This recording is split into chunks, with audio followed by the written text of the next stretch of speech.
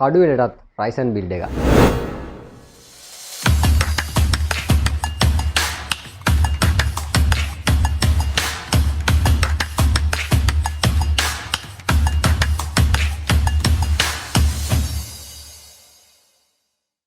right SLPC house YouTube channel එකට ඔයගොල්ලන්ව සාදරයෙන් පිළිගන්නවා. ඉතින් අද අපි කරන්නේ කඩුවෙල ගණිත් මල්ලිගේ Ryzen build එක. ඉතින් ඔයගොල්ලන්ට බලා ගන්න පුළුවන් අද අපේ build එකට මොනවද අපි තෝරගෙන තියෙන item ටික කියලා.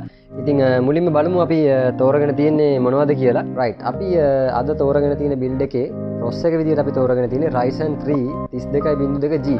ඒ කියන්නේ මේ processor එකේ වෙනසක් තමයි අනිත් process වගේ නෙමෙයි මේ processor එකේ graphic onboard ඒ කියන්නේ onboard graphic අන්තර්ගත වෙනවා Vega 8 කියන graphic එක. ඉතින් මේ build එක අවසානයේදී අපි ඔයගොල්ලන්ට තව දෙයක් පෙන්වන්න හිතාගෙන ඉන්නවා. ගොඩක් අය කියනවා මේ processor එකේ graphic card එක ගන්න නැතුව games play කරන්න බෑ කියලා. ඉතින් අපි ඇත්තටම අද ඔයගොල්ලන්ට live game ටිකක් play කරලා පෙන්වනවා මේ processor එක දාලා අලුතෙන්ම ආපු 2020 2019 වලට ආපු games ටිකක් මේ build එක අපි assemble කරලා ඉවරනාට පස්සේ ඔයගොල්ලන්ට බලා ගන්න පුළුවන් මේ processor එකේ කොහොමද performance කරන්න කියලා. ඒ වගේම මේ build එකට අපි තෝරගන්න හිතුවා GIGABYTE B450 කියන motherboard එක. ඉතින් මේ board එක තෝරගන්නත් හේතුවක් තමයි ඕගලන්ට සමීප ඡායාරූපයක් ලැබෙයි මේ වීඩියෝ එක යද්දි. මේ motherboard එකේ තියෙන විශේෂත්වය තමයි RAM slot 4ක් සහ VGA slot 2ක් අන්තර්ගත වෙනවා. ඒකේ වාසිය තමයි සාමාන්‍යයෙන් දැන් ගණිත් මල්ලි කිව්වා දැන් අපි යාගේ build එකට දාන්නේ 8GB RAM එකක්. එයා කිව්වා එයාට ඉස්සරහට RAM එක වැඩි කරගන්න idea එකක් තියෙනවා. ඒ වගේම M2 port එකක් එයා ඒ කියන්නේ M2 SSD එකක් use කරන්න හිතන් ඉන්නවයි කිව්වා. ඒ වගේම මේකට අනිවාර්යයෙන්ම ටික කාලයක් යන්න දීලා එයා මේ VGA card එකක් මේකට දාගන්නවයි කියලා කිව්වා. ඉතින් ඒ හේතු ටිකත් මත තමයි අපි මේ board එක තෝරගන්න හිතුවේ. නැත්නම් අපිට GIGABYTE brand එකේම A320 වගේ budget board එකකට යන්න තිබ්බා මේ වගේ processor එකක් එක්ක යද්දි. ඉතින් විශේෂයෙන්ම මේ board එක තෝරගත්තේ ඒ නිසා. ඒ වගේම මේ build එකේ RAM එක විදිහට අපි තෝරගත්තේ ADATA 8GB 2666 MHz වලින් එන 8GB single RAM stick එකක්. ඉතින් මේ RAM එක දැම්මෙත් 4 දෙකක් නොදා තව slots ටිකක් ඉතුරු වෙනවා. ඉස්සරහට ගණිත් මල්ලි කරන මේ වැඩ ටිකත් එක්ක එයාට මේ RAM එකෙන් පහසුවක් එයාට වෙයි කියලා හිතුවා. මේ build එකේ hard drive එක විදිහට අපි use කරන්නේ WD 1TB hard drive එකක්. right අපි මේ build එකේ casing එක විදිහට තෝරගෙන තියෙන්නේ ARMAGGEDDON brand එකේ ARMAGGEDDON NIMITZ 11.2. කියන්නේ මේ casing එකේ විශේෂත්වය තමයි casing එක ගද්දිම අපිට inbuilt මේකට fans තුනක් හම්බ වෙනවා. දැන් ගොඩක් casing ගද්දි ඒකට fans තුනක් එන්නේ නැහැ. අපි වෙනම separate අරගෙන fan තුනක් high කරගන්න ඕනේ.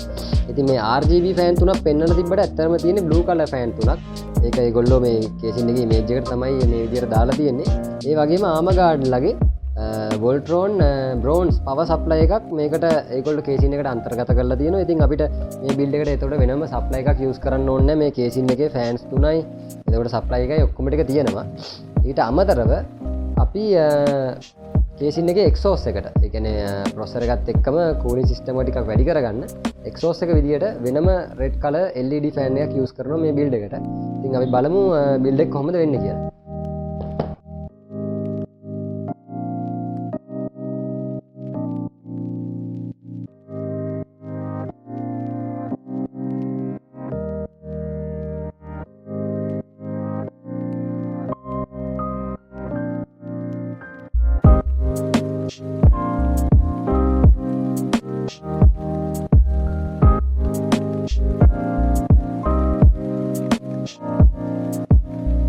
right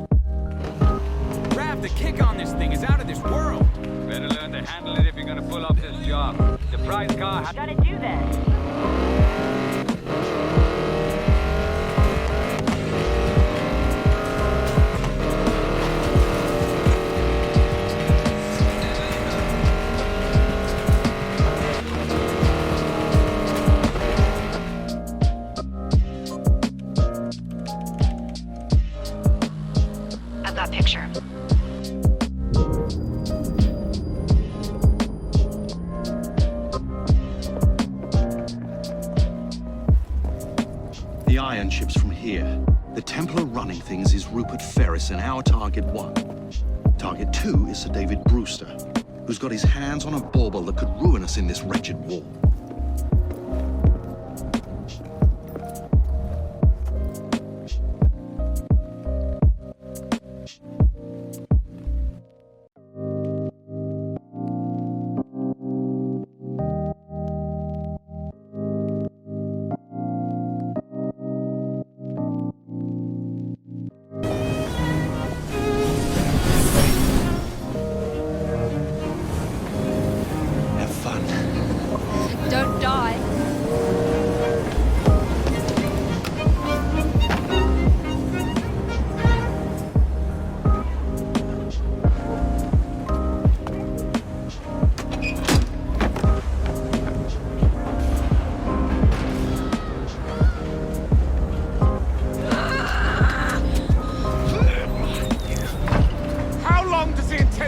Like this.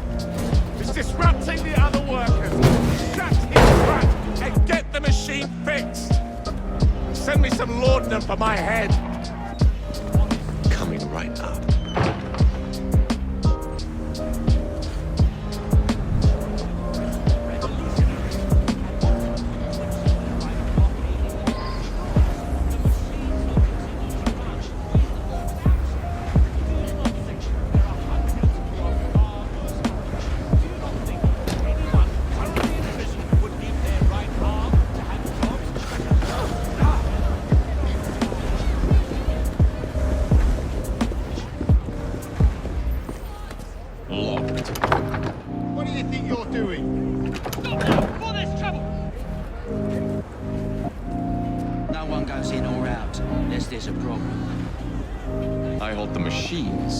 That door opens, and I have my route to Ferris.